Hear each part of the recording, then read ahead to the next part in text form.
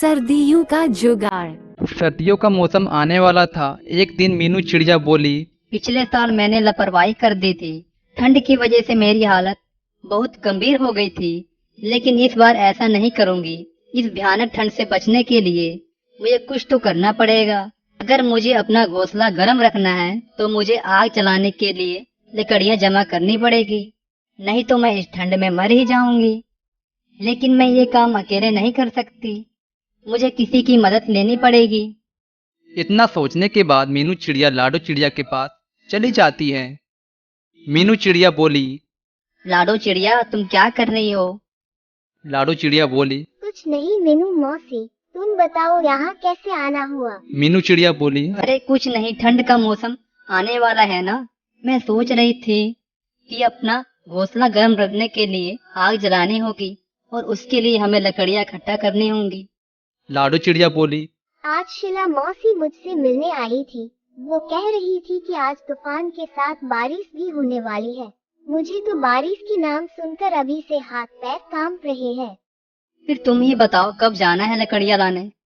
लाडो चिड़िया बोली, अभी तो शाम होने वाली है, हम सुबह घर का सारा काम निपटा कर फिर चलेंगे। ठीक है, सुबह चलेंगे। यह कहकर मीनू चिड़िया अपने घर चली जाती है। अगले दिन सुबह के समय मीनू और लाडो लकड़ियाँ जमा करने के लिए निकल पड़ती हैं।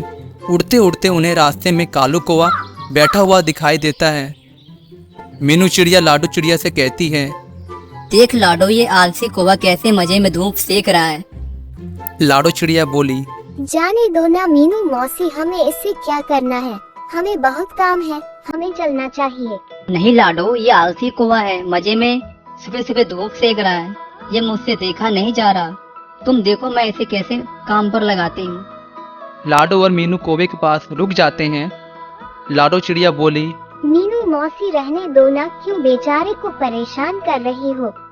ये तो एक नंबर का आलसी कामचोर है। इतना बोलकर मीनू चिड़िया कालू कौवे के पास जाकर कहती है, अरे ओ कालू कौवे, तुझे कुछ शर्म वरम है कि नहीं? ऐसे दिन भर बिना काम के कैसे बैठ सकते हो तुम? तुम्हारे हाथ पांव दर्द नहीं करते? कालू कौवा मीनू मौसी की बात को सुनकर अनसुना कर देता है, लेकिन मीनू चिड़िया चुप नहीं रहती है। वो फिर से बोली, अरे तू चुप क्यों है? कुछ तो बोल, क्या आलस की वजह से तुझे कुछ सुनाई भी नहीं दे रहा है?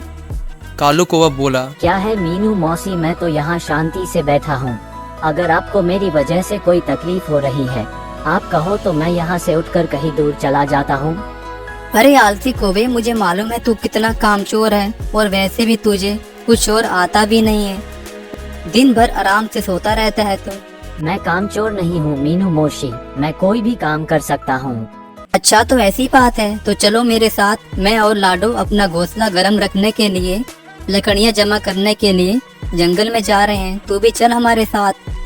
कालू एक भोला कौवा था। वो मीनू मौसी की बातों में आ गया और उनके साथ जाने के लिए तैयार हो गया। हाँ चलो, मैं तैयार हूँ। देख ले, तू अभी हाँ बोल रहा है, बीच में काम छोड़कर कहीं भाग तो नहीं जाएगा? अगर तूने ऐसा किया तो मैं तुझे अपने ग्रुप में से निकाल दूंगी। फिर तू बैठे रहना, रात में ठंड में ठिठुरते रहना। कालू कौवा बोला, ऐसा मत सोचो मीनू मौसी, मैं चल रहा हूँ तुम्हारे साथ। लाडो चिड़िया बोली, ये मीनू मौसी बहुत तेज है, किसी को भी अपनी बातों में फंसा लेती है और अपना काम करवा लेती है। तीनों लोग जंगल की तरफ निकल पड़ते हैं। थोड़ी दूर जाते ही कालू कौवा को जमीन पर कुछ लकड़ियां दिखाई पड़ती है। कालू कौवा बोला, चलो हम यहाँ से एक एक लकड़ी उठा लेते हैं। तीनों एक एक लकड़ी उठाकर लाडो चिड़िया की घोंसले की तरफ निकल पड़ते हैं। तीनों लोग लाडो चिड़िया के घोंसले के पास रुक जाते हैं। तभी मीनू चिड़िया बोली, लाडो, तुम्हारा घर तो बहुत छोटा है, अगर हम यहाँ लकड़ी इकट्ठा करेंगे तो घोंसले में रहने के लिए जगह नहीं रहेगी, और फिर हमें आग भी तो जलानी है। हम एक काम करते हैं, मेरा घोंसला बहुत बड़ा है, ये लकड़ियाँ मेरे घोंसले में जमा करते हैं। रात में हम तीनों वहीं पर ठंड में आग जलाएंगे और आराम से सो जाएंगे। लाडो चिड़िया बोली, आप सही कह रही हो मीनू मौसी, हम वैसा ही करेंगे।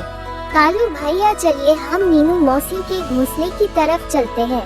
कालू लाडो की हाँ में हाँ मिलाकर तीनों मिलकर लकड़ियां मीनू मौसी के घोंसले में रख देते हैं। लाडो चिड़िया बोली, चलो हमें और भी लकड़ियाँ लानी पड़ेगी, ये लकड़ियाँ तो हमें आग जलाने में कम पड़ जाएगी। हमें कुछ और लकड़ियों की जरूरत पड़ेगी। तभी मीनू चिड़िया पाँव में चोट आने का झूठा नाटक करते हुए बोली, अरे बाप रे, वही माँ मर गई रे, शायद मेरी पैर में मोच आई है, अब मैं लकड़ियाँ नहीं उठा पाऊंगी। कोई बात नहीं मीनू मौसी, आप आराम कीजिए, मैं और कालू भैया जंगल से जाकर लकड़ियाँ जमा कर देंगे। इतना बोलकर लाडो और कालू वहाँ से लकड़ियाँ लाने के लिए उड़ जाते हैं। दिन भर दोनों लकड़ियाँ जमा कर रहे थे। ऐसे करते करते मीनू मौसी घर में लकड़ियों का ढेर लग जाता है। मीनू चिड़िया बोली, अरे वाह, इसे कहते हैं स्कूल की जिंदगी। रात में तीनों मिलकर मीनू मौसी घर आराम से सो जाते हैं। जब सुबह हो जाती है, कालू कहता है, रात को बहुत अच्छी नींद आई मुझे, लेकिन अब मुझे बहुत ज्यादा भूख लग रही है। लाडो चिड़िया बोली, भूख तो मुझे भी लगी है कालू भैया, देखते हैं मीनू मौसी के घर कुछ खाने के लिए है कि नहीं। मीनू मौसी, हमें बहुत भूख लगी है, आपके पास कुछ खाने के लिए है कि नहीं। मीनू चिड़िया बोली, हाँ हाँ, मेरे पास थोड़ा अनाज बचा है, आखिर तुमने हमारे लिए इतना सारा काम जो किया है, मैं अभी लेकर आती हूँ। मीनू चिड़िया खाना लेकर आती है। दोनों थोड़ा थोड़ा अनाज खा लेते हैं। खाना खाने के बाद चलो कालू भैया, हमें और लकड़ियाँ जमा करनी होगी। तभी मीनू मौसी उन दोनों को रोक लेती है और कहती है, लाडो तुम एक काम करो, तुम लकड़ियाँ की बजाय अनाज जमा करो, घर में सिर्फ थोड़ा ही अनाज बचा है, अगर मैं अकेली होती तो अनाज बच जाता, लेकिन अब हम 3 लोग हैं, इसीलिए हमें अनाज और चाहिए। लाडो चिड़िया बोली, आप सही कह रही हो मीनू मौसी, मैं और कालू भैया अभी निकलते हैं। दोनों अनाज लेने के लिए निकल पड़ते हैं। उधर लाडो और कालू मेहनत कर रहे थे और इधर मतलबी मीनू मौसी मजे से अपने घोंसले के बाहर बैठकर मजे लेते हुए बोली, दोनों अनाज लेकर वापस आए, तब तक मुझे घर का दरवाजा अंदर से बंद कर लेना चाहिए, क्योंकि मैंने उन दोनों से झूठ कहा था कि अनाज खत्म हुआ है, लेकिन ऐसा नहीं है। मैंने बहुत सारा अनाज पहले से ही स्टोर रूम में जमा करके रखी हूँ। अब मेरे पास तो रात में आग जलाने के लिए लकड़ियाँ भी बहुत हैं। मेरी पूरी सती ऐसे ही मस्त निकल जाएगी। इधर लाडो और कालू अनाज ढूंढते ढूंढते दूर तक आ जाते हैं और उन्हें वापस आते आते शाम हो जाती है और इधर मीनू मौसी घर का दरवाज़ा बंद कर लेती है। रात हो जाती है और दोनों मीनू मौसी के घर बाहर आ जाते हैं। लाडो घर का दरवाज़ा खटखटाती हुई बोली, मीनू मौसी, ओ मीनू मौसी, दरवाजा खोलिए, हम अनाज लेकर आए हैं। फिर कालू को वह बोला, लगता है मीनू मौसी सो गई है, मैं देखता हूँ। अरे मीनू मौसी, जल्द दरवाजा खोलिए, बाहर बहुत ठंड पड़ रही है। अगर तुम थोड़ी देर में दरवाजा नहीं खोलोगी तो हम यहीं पर मर जाएंगे। मीनू चिड़िया को उन दोनों की आवाज़ सुनाई दे रही थी, लेकिन मतलबी मीनू चिड़िया दरवाज़ा नहीं खोल रही थी और चुपचाप अपने घोंसले में सोने का नाटक कर रही थी। लाडो चिड़िया बोली, कालू भैया, शायद मीनू मौसी सो गई है, चलो मेरे घोंसले में चलते हैं, हम आज रात वहीं सो जाएंगे। थोड़ी देर बाद मीनू चिड़िया खिड़की से देखने लगी। मुझे लगता है शायद वो दोनों चले गए हैं, मैं अब अकेले ही आग जला लेती हूँ। मीनू चिड़िया आग जला लेती है। अरे बाप रे, आज तो बहुत ही ज्यादा ठंड है, मुझे और ज्यादा लकड़ियाँ जलानी पड़ेगी, मेरे पास तो बहुत ज्यादा लकड़ियाँ हैं। मीनू मौसी लकड़ियों का ढेर खींचने लगती है। तभी लकड़ियों का ढेर खिसक कर आग के ऊपर गिर पड़ता है और सभी लकड़ियों में आग लग जाता है। अरे ये क्या हो गया, कोई मुझे बचाओ। लाडो और कालू, तुम कहाँ हो? तुम दोनों मेरे पास आओ। लाडो चिड़िया को मीनू चिड़िया की चिल्लाने की आवाज सुनाई दे रही थी। अरे कालू भैया, ये तो मीनू मौसी की आवाज लग रही है, मुझे लगता है वो मुसीबत में है, हमें जाकर उनकी मदद करनी होगी। ये बोलकर दोनों उनके पास चले जाते हैं। जैसे ही वो दोनों मीनू मौसी के घोंसले के पास आकर देखते हैं, मीनू मौसी के घोंसले के अंदर आग लगी होती है। कालू हिम्मत और बहादुर से दरवाजा तोड़ देता है और मीनू मौसी को आग से बाहर निकाल लाता है।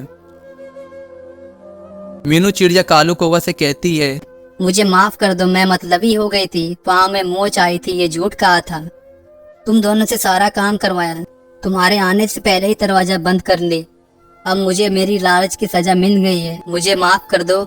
दोस्तों, आपको ये कहानी से क्या सीख मिली, हमें कमेंट्स में जरूर बताना। दोस्तों, कहानी पसंद आई हो तो वीडियो को लाइक और शेयर करें और हमारे चैनल को सब्सक्राइब करना मत भूलिएगा। मिलते हैं अगले वीडियो में। राधे राधे।